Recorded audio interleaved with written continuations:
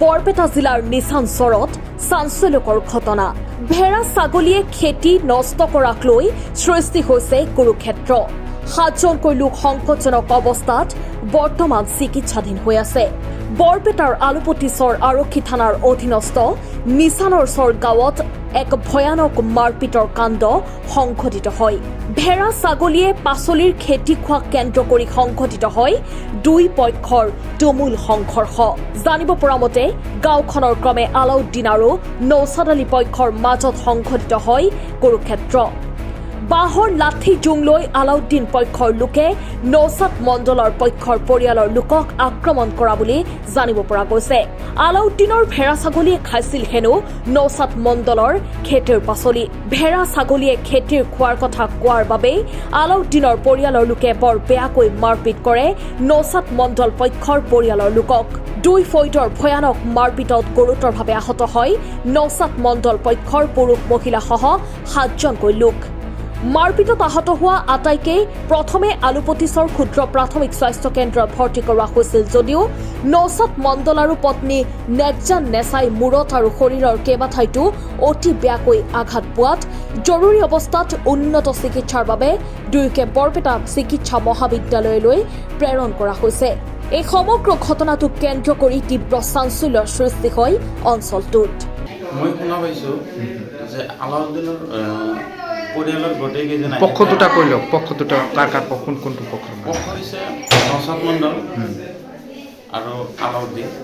দুটা নৌচাদ মণ্ডলৰ খেতিত আলাউদ্দিনৰ ভেড়াই আহি মানে খেতি খাইছে। খোৱাৰ পিছত ভেড়াটো বান্ধি ৰাখিছে। পিছত বান্ধি ৰখাৰ কাৰণে আলাউদ্দিনৰ ল'ৰা জিলহক আলী, মাজম আলী, তাজমল হক আৰু তেওঁৰ সৰু ল'ৰা মজনু, তেওঁলোকে আহি এই নৌচাদ মণ্ডলৰ তেওঁৰ ঘনীয়েক আৰু নৌচাদ মণ্ডলৰ ল'ৰা আফিলুদ্দিন, আকৰাম আলী, আমিনা খাতুন, আকলিমা খাতুন চবকে আহি মানে খুব মাৰপিট কৰি গৈছে।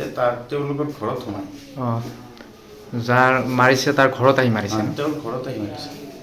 কিহেদি মাৰিছে? বাঁহেদি মাৰিছে, লাঠিয়েদি ঢুকুৱাইছে, মানে বিভিন্ন ধৰণে তোক মাৰপিট কৰি মানে আহত কৰি থৈ গৈছে। কেইজন আহত হৈছে? তেওঁলোকৰ সম্পূৰ্ণ পৰিয়ালটোকে আহত কৰি থৈছে। কাজিয়াটো লাগিল কি লৈ? এই ভেড়া বান্ধাক লৈ।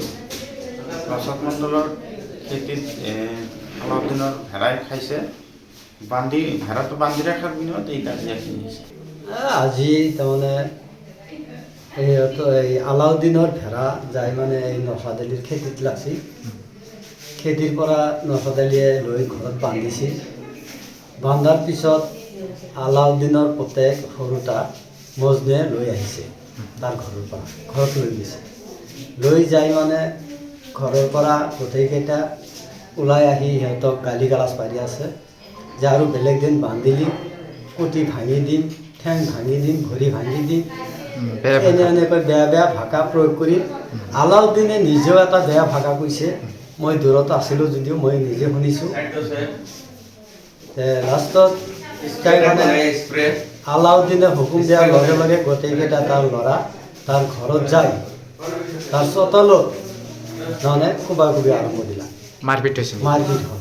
মাৰপিটত মানে যাই মানে চালোঁ নৌচাদ মণ্ডলে চোতালত পৰি আছে